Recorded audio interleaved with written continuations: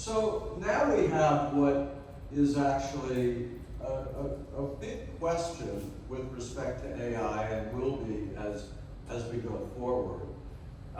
And I would note so that the question of the patentability of computer programs has a very long history, a complicated history in the United States, where I would say the most jurisprudence developed about that.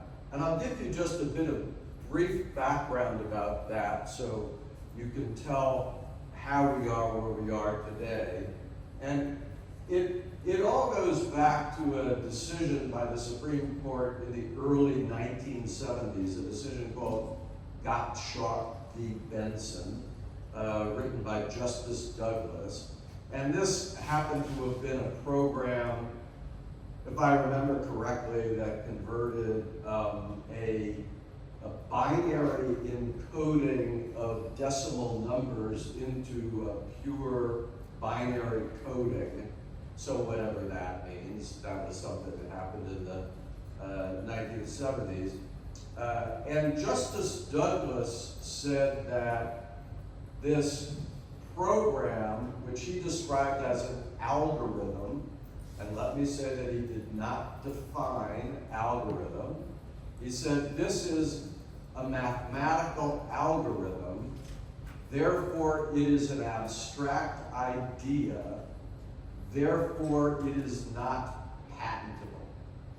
So that was the early US case law, and that basic notion persisted for a very long time, the idea that computer programs as such would not be patentable because they are algorithms.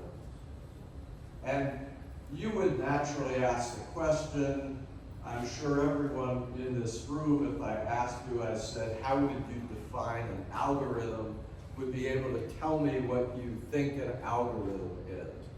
But just let me note that just about 5 or 6 years ago, Roger Penrose, probably the greatest living mathematician in Britain, wrote an entire 400-page book devoted to the question of what is an algorithm.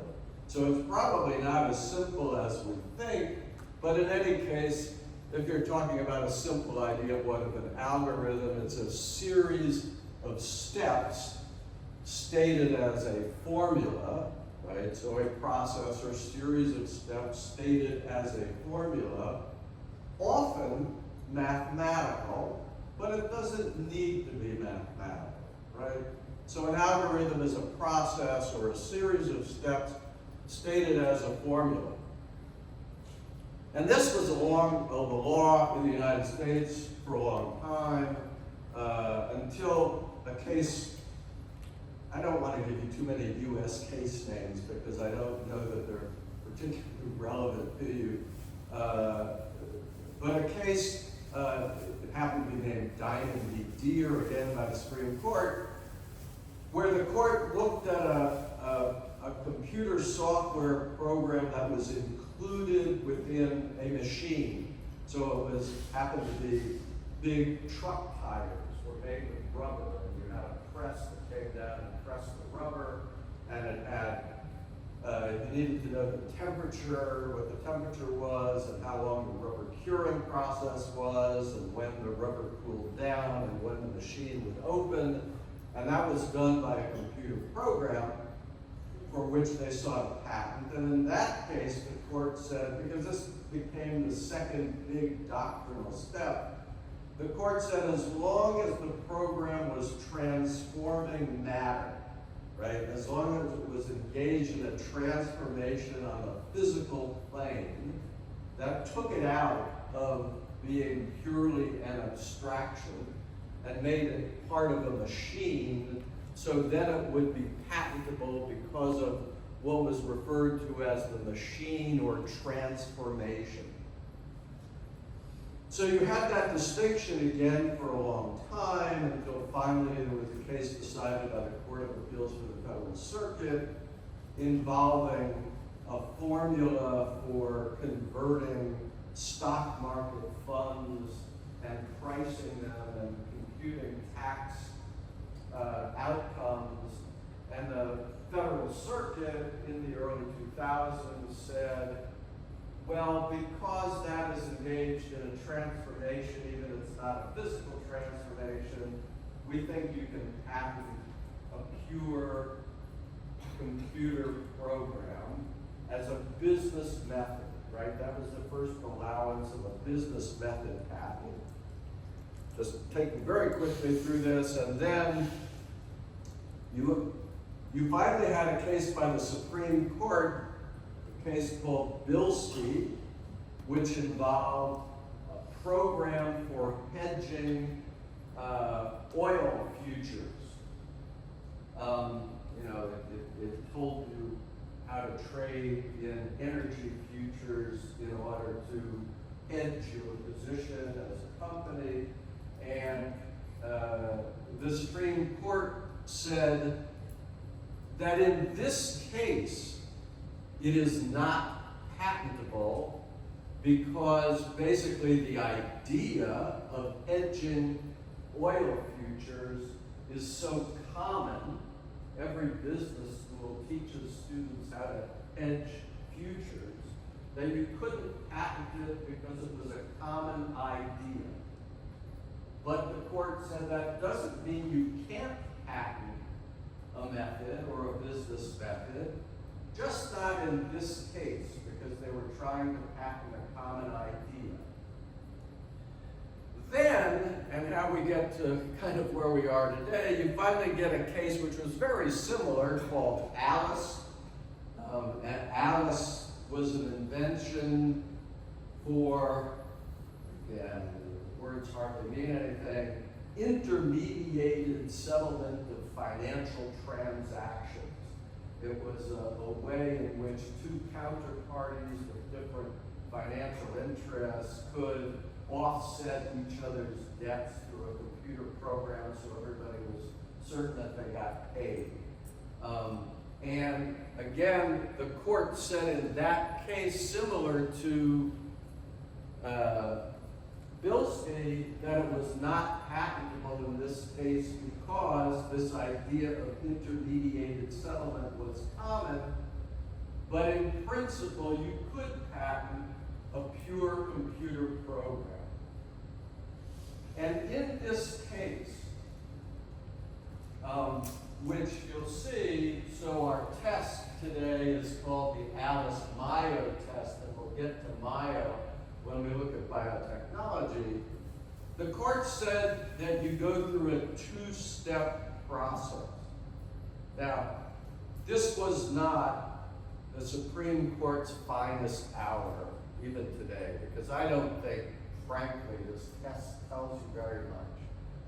What the Supreme Court says, when you're asking about the patentability of a process or a computer program, you first ask whether it is a law of nature or an abstract idea or a natural phenomenon, which would normally not be patentable because that's our doctrine, right? You can't patent the law of nature, you can't patent the laws of gravity, you can't patent Einstein's equations and so forth.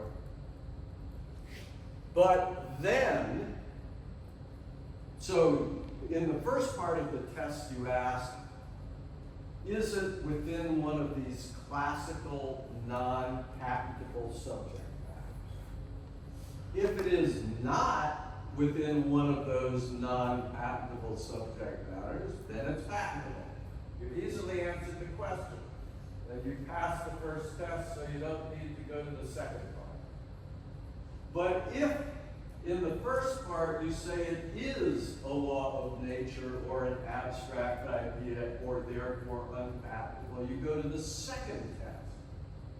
And in the second test you ask whether there has been sufficient transformation so that the thing you're looking at is no longer simply an abstract idea or a natural phenomenon, you have done something with it that makes it no longer a natural phenomenon or an abstract idea, and then it is patentable.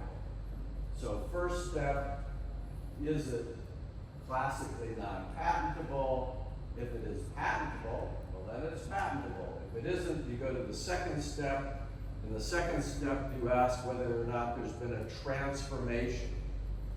Now the reason I say it really wasn't the Supreme Court's finest hour is because the Supreme Court gave you very few clues as to what it meant by sufficient transformation. What do you have to do to take something from being a non-patentable idea into a transformative, patentable subject matter? So, for example, if we go back to the illustration I gave you about Diamond P.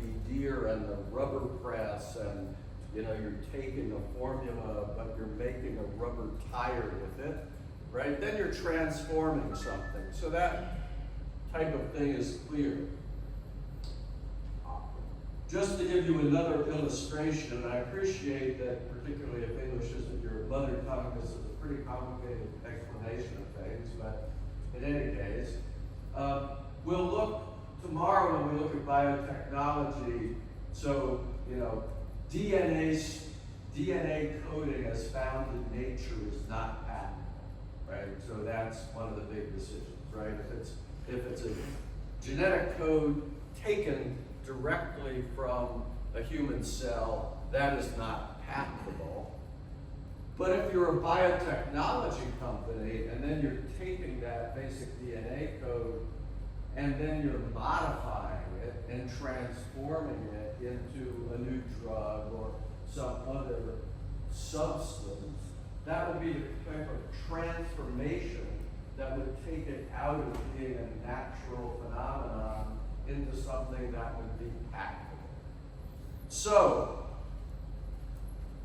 what does this have to do with what we're talking about?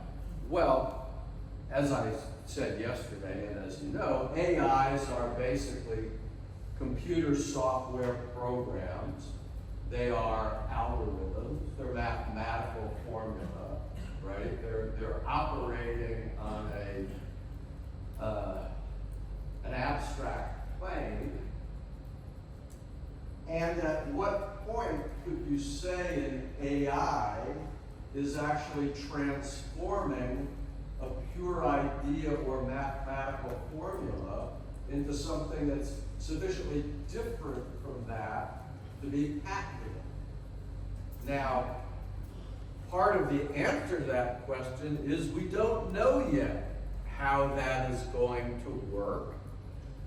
We have one of the earliest cases on this, which I'll show you now or discuss. This is very recent, a case called recentive analytics, which was just decided by the top patent court in the United States, the Federal Circuit, just a month or two ago. This case involved a company that developed an AI system for identifying the best time to broadcast sporting events. So let's say, it should be clear enough, you've got a football game coming up, your Fox Broadcasting. Fox Broadcasting was the one who got sued, defendants, recentive analytics. Developed a system by which they would look at all the information about a sporting event, who the audience was likely to be, what day it was going to be broadcast on, would it appeal to 25 to 35-year-old women, or would it appeal to 45 to 65-year-old men, what time of day, what day of the week, and then they would try to tell Fox or the person using the program when would be the best time to schedule your sporting event, right? That was, and what they did to do that was they took basically a large language model. They used large language models, and then they combined that with what they described as a neural network without much more detail. They basically said a conventional neural network, a conventional AI algorithm. So they said our idea is that to tell you when the best time to show your sporting event is, we're going to have a large language model look at all of the information about sporting events, everything that you could know about that. We're going to have the AI process that data, and then we're going to give you an answer. Show your football game on Saturday at 1 p.m. And they patented that. And Fox challenged the patent. And the court said that is not patentable in this very recent case. And they said it's not patentable because you didn't invent large language models. You didn't even create the large language model that's being used here. You're just making use of the available large language models. You didn't invent the AI that you're asking to process the data and come up with the result. All you're trying to patent is the idea of using the combination of a large language model, or LLM, and a conventional artificial intelligence program to give you the result that you want to give to the broadcast network. And that is just, they said, an idea, a purely abstract idea, using a large language model and an AI together to give a result that isn't transforming anything. And therefore, it's not patentable. So, again, to be clear, what they're taking some language from actually comes from Maya v. Prometheus, which we'll look at tomorrow. They said all you're saying is to take this abstract idea and apply it, right? So you haven't invented something. Now the court in that case was very careful to say, we're not trying to answer a lot of questions about AIs, right? We're not telling you whether AIs are patentable. All we're telling you in this case is that it is not enough to say, I'm trying to patent the idea of using an AI to do something, right? That is not patentable. And this was really the first case addressing this type of problem. They described it as a case of first instance, right? The first time the courts really had a look at it. So that's where we're starting with this question. Well, you probably have questions about that, and I realize the case law summary may have been difficult to follow, but I thought it was useful to have some background. But you see, I've titled this the 1980s all over again, right? So we're going through a process now which is very similar to what happened in the 1980s when computers were really becoming a common thing, right? Before the 1980s, only governments and very big businesses were really working with computers, and most of the stuff was kept in-house, and we'll talk in a minute about, so then you had trade secret protection and so forth. But once computer programs and computers started to become more common, and so they were kind of let out of the individual business, the question became, well, how do you protect a computer program, right? And lawyers thought about that, and they looked at patenting, and as I talked about yesterday, that seemed to be very challenging, right? How do you patent something which is abstract, but it's also changing very rapidly, And by the time you get a patent, what you were doing in the beginning is probably different. So what do you do?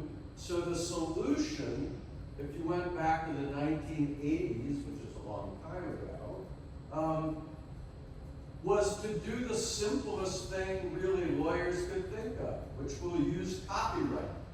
Because copyright is very easy to do. If you're sitting writing on a piece of paper in front of you here, or typing your computer, as soon as you write or as soon as you type, that's your copyrighted work. You don't need to do anything. You own it. It's copyrighted by you without doing anything else, as long as it's at least a little bit original. So lawyers basically just went with this idea of let's use copyright, and then that raised, we'll look at that in a minute, a variety of other questions. Could you copyright object code, right? The binary symbols that are used by the machine to process the data. And then a very difficult idea, which we'll come back to in copyright, is you can't copyright an idea. You can only copyright expression. So where does a computer program fall within being an idea and being expression? And eventually we've sorted all of these issues, but they continue to arise in litigation. But then, we'll call it, by the early 2000s, people started figuring out a way to patent computer programs, right? They started working out ways to describe programs in a way that weren't limited to simply the expression in source code of what the program is, but instead describing the function of the program, describing its method of operation through flowcharts and diagrams, describing what the outputs were expected to be, so that you weren't simply handing the patent office a bunch of equations or source code programming, which was very likely not to be the same thing by the time you actually got the patent. So we'll shift over from patents to then, but we're going through a very similar period now where no one's exactly sure how you patent an AI, right? Or what the best way is to patent an AI. We looked at the DeepMind patent, that one was granted, and there were, of course, many, many patents filed for AI programs. But the patent offices are still working through whether and which ones of those to grant. So that, in principle, ends the kind of the first set of slides with patentable subject matter, and now we're going to move on to other forms of intellectual property. And maybe you have questions now, but otherwise we can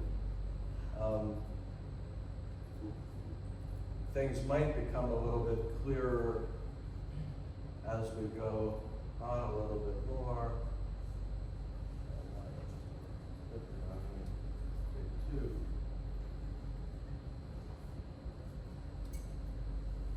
So, now we talked about this a little bit yesterday. So the primary idea is to talk about trade secret, but again, if you look at what is going on, and you look, for example, at DeepSeek here in China, and you have looked at things like Meta's Llama and so forth, a number of developers of AI programming have made their programming models available open source, which again doesn't mean that it isn't protected by copyright. It simply means that you're allowed to use it, and they have different licenses that tell you what the conditions are of your use of the program, but you are allowed to see how it works, and whatever the terms of the open source license are, what you're able to do with it. So again, that may mean if you add programming to the original DeepSeek program, you have to give DeepSeek a license to use what you develop, and so forth. It does not mean public domain. But that asks the question, why would you do that, right? I mean, businesses are in the business of making money, not to put it too bluntly. They're not in business to just give things away, otherwise they couldn't stay in business. So why would you spend $100 million developing an AI program and just say, I'm going to give it to everybody for free? Well, one, and I would say this is the classical reason why people began working with open source, is that it's a way to outsource the improvement of your product, right? So you maybe have 100 software engineers working in your research facility, maybe even 500 software engineers, but when you open an open source, all of a sudden you may have 10 million programmers around the world looking at your program, and the theory is that people, as they work with your program, they're going to continue to improve it. You're going to have a right to use their improvement. So, for lack of a better way of putting it, it's a very cheap way to outsource improving your programs, right? So that's one reason for open source.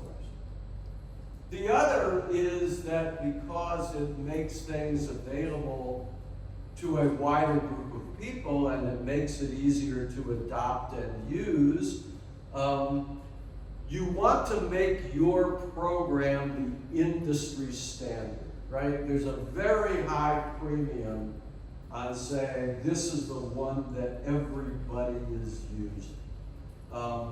And so that's really one of the big competitions today, is who's going to have the AI program, which is the one that is the most widely adopted by the business community and the public. And the theory is we may not be able to monetize or make money out of that in the short term, but we will be able to make money out of that in the long term once our program becomes the standard and everybody needs to use it, and then we'll start to charge them more money for it. So the idea is to get it out there, get it adopted, and then, for example, link things to it. So that was Microsoft's model with the Microsoft Windows program, right? Make it available pretty cheaply. Everybody adopts it. Everybody writes their applications to Microsoft Windows, and once everybody's linked in, then you can start charging for the various things that go along with the Outlook and the Word and PowerPoint and everything that goes along with it, but the idea is to become the common standard.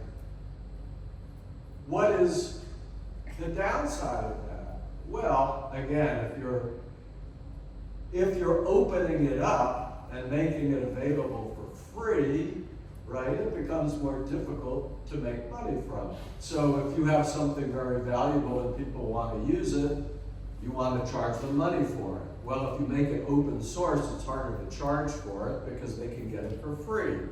So there's a downside to making things open source. And the other thing, of course, and you see this, of course, quite a bit between Google's Gemini and DeepSeek, for example. So DeepSeek, reportedly used a lot of Google's Gemini large language models and development to train the DeepSeek AI, right? So at least initially, DeepSeek was boosted by being able to use the programming from the companies that had invested in it to bootstrap or get started with how their system is working. And again, then everybody at the end of the day is trying to figure out how you make money from that, but it looks like there's probably enough money to go around. So trade secret. Well, we talked about yesterday what a trade secret is. Commercially valuable information that you've taken reasonable steps to protect. It has the advantage that it's of indefinite duration, and as long as it remains secret, it's protected. The other advantage is that there's a very, very low, we'll call it bar. There's very, very low hurdle to having trade secret protection. As long as it's something that is not commonly known in the industry, you can protect it as a trade secret. Whereas we talked yesterday, when you're asking about a patent, then you have a much higher bar, right? It has to be non-obvious, it has to be novel, it has to be enabled. So the patent office goes through this series of steps to tell you whether or not you get a patent. A trade secret, again, it's automatic, right? You develop something, it's protected as long as you keep it secret, and nobody asks, well, is it clever enough? Is it different enough? Is it new? It just has to be not commonly known in the industry. Now, you have to do some obvious things. Typically, you have to require employees to sign non-disclosure agreements. You have to keep your premises, and today, more importantly, you have to keep your network secure. And then the drawbacks are, it doesn't protect against independent creation. So if someone makes the same thing, they're free to do that. It doesn't protect against reverse engineering. So if someone can see your product and figure out how it works, they're free to do that. And in the technology sector, one of the most difficult problems to solve, and this is a big issue and a big subject of litigation, employees move between companies, right? So, and you can keep an employee from taking a blueprint or a diagram or walking out of the building with a particular formula written down or what have you. But you can't really drill into people's heads and remove what they know, right? So people move from company A to company B. They're all in the semiconductor industry. They are learning how to make the semiconductors in one company, then they're going to another company. And unless you're really going to tell people you can't move between companies, and that's a big downside of that in the industry, if suddenly people can't move, you're going to have your technology, I'll call it bleeding, but just flowing from one company to another simply because employees are going to move, right? So that makes it more difficult to protect things with trade secret, because unless you keep employees from moving, they're going to take something with them. Now, there is a type of agreement that's often part of a non-disclosure agreement.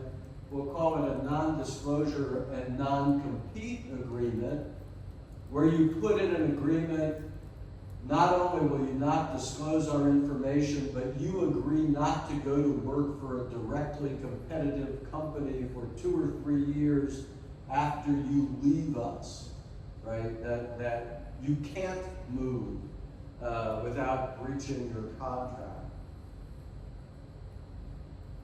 Different legal systems deal with this in different ways. Where I practice, say in California, the courts make it very difficult to enforce this. And you can't keep someone from earning a living. You can't keep them from moving between companies as long as they're just using their knowledge about their profession.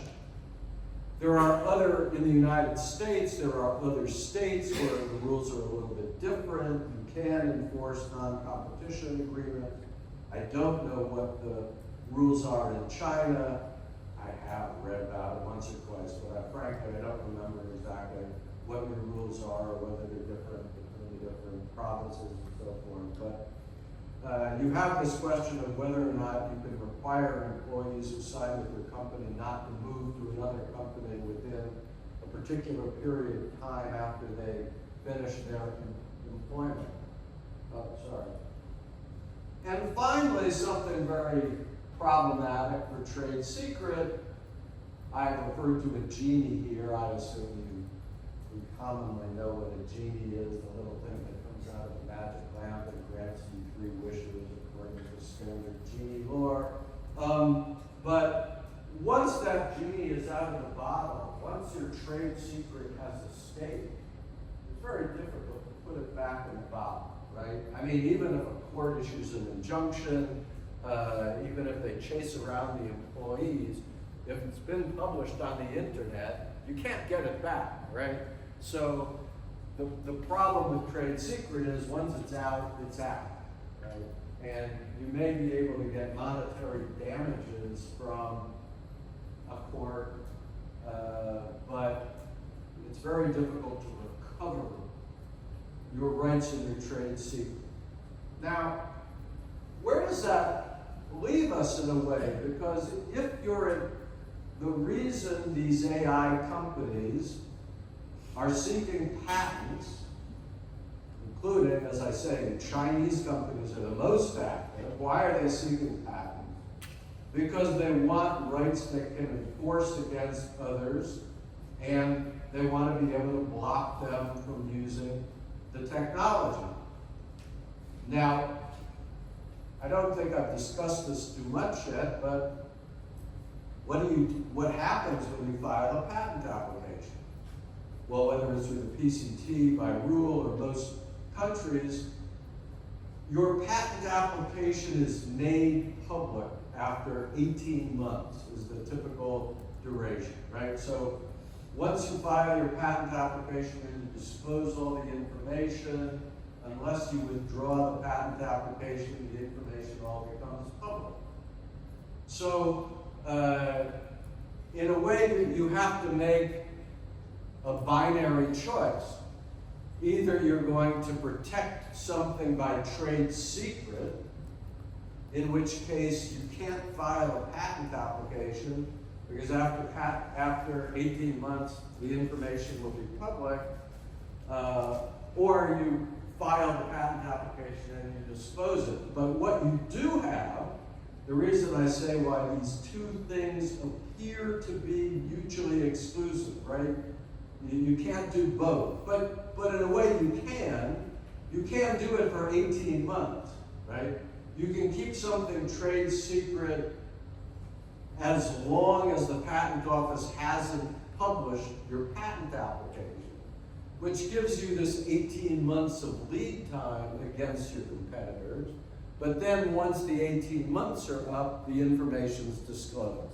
So really you can use them as kind of complementary approaches to protecting your AI technology, if that makes sense.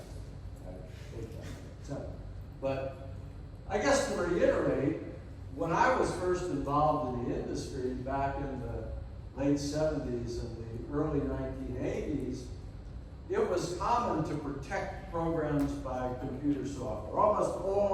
By trade secret. Almost all computer programs were developed within a company or by a very small group of outside consultants, and you didn't really need to be concerned that other people would have the same program. So you kept a very close control over your computer program. But once you got into the later stages where suddenly everybody's using computer programs and everybody wants the same computer program and you're licensing the programs and so forth, trade secret became much less practical as a way to keep everything under control. Now, because you're lawyers and you will be writing transfer of technology agreements, I'll discuss this distinction, this very often comes up in technology transfer licensing, that there's a difference. Most intercompany agreements include a confidentiality provision. What do we mean by confidentiality? Confidential information is information that the parties have agreed to keep secret. We could all enter into a contract in this room that the fact that we were in this course will be kept secret. We will not tell anybody. Now that's not a trade secret because, we're not doing anything that is unknown in the industry, but we could agree that we're not going to tell anybody. And for example, it's very common for two companies to enter into an agreement and to agree between themselves that they're not going to tell the public they entered into the agreement. The agreement is secret, right? So you can agree with another party to keep information confidential, even though it is not trade secret, although it might be trade secret, right? Just because you agree to keep it confidential doesn't mean it isn't trade secret information. But confidential information, that is not a form of intellectual property. That is a contract, right? You and I agree that something we discussed is confidential. If you tell somebody, I can sue you for breaching our confidentiality agreement. But I don't have an intellectual property right. I can't say that you violated this right which I own as a piece of intellectual property. So they're different things. And the reason that I mention this is because this comes up all the time in business relations, right? A difference between trade secrets and confidentiality. So now, just want to make sure that I'm timing so no, come on. Let's get into the next part. Copyright. I'll start with this and then we'll come back to it. So copyright has at least two important roles in the AI sector. First, it's a form of protection that protects the expression contained in the software, including AI software. And the potential that copyright protects computer software is recognized both in the TRIPS agreement explicitly and in the World Intellectual Property Organization Copyright Treaty. So computer software is generally acknowledged to be protectable by copyright. And I won't spend much more time on this because it was the default choice. It's automatic. You don't need to register. You don't need to provide notice. There was actually a case between the United States and China, whether or not you have to register, but now China also agrees you don't need to register. And it has a lengthy duration, right? So you get a long period of protection with copyright, much longer than patent. The disadvantage is it doesn't protect against independent creation, but there are more important issues as well. Because copyright protects expression. It originally went for paintings, for music, for movies, the artistic expression. Obviously, a piece of source code, a computer program, doesn't look like a painting or a movie, right? It's something very specific. So you have questions. Computer programs are written in ways that they have to be efficient, right? Because particularly in the old days, but even today, you want your computer to work fast. So you want to draft your program in the most efficient way possible. But that very efficiency means that that's a technical solution, not an expressive solution.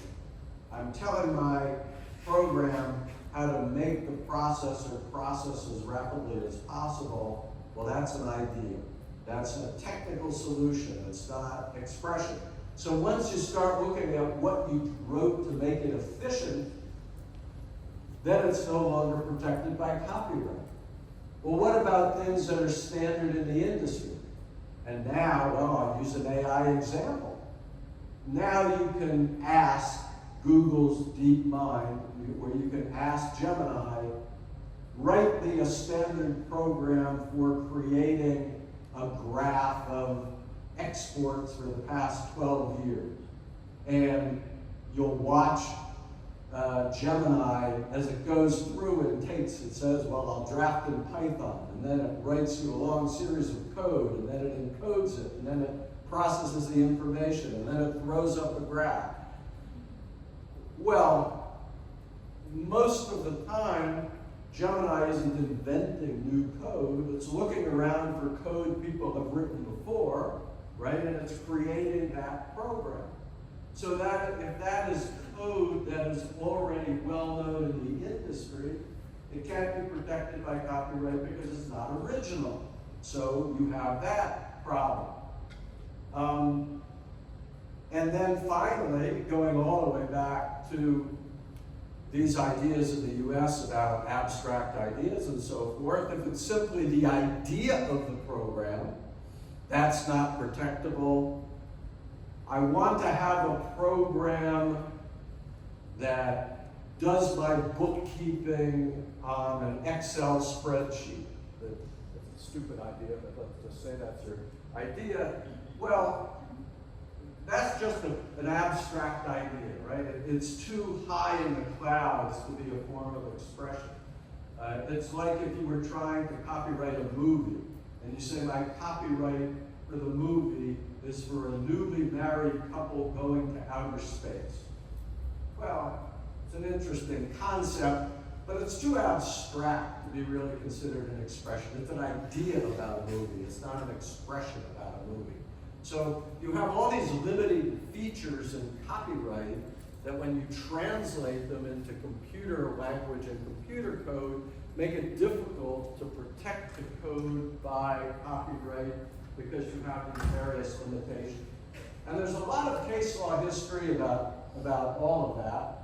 And because I think it's time for a break, we'll come back to this in a couple minutes and look at some of the recent developments in AI and copyright, and then AI and large language models and so forth, and how that works with copyright. Okay?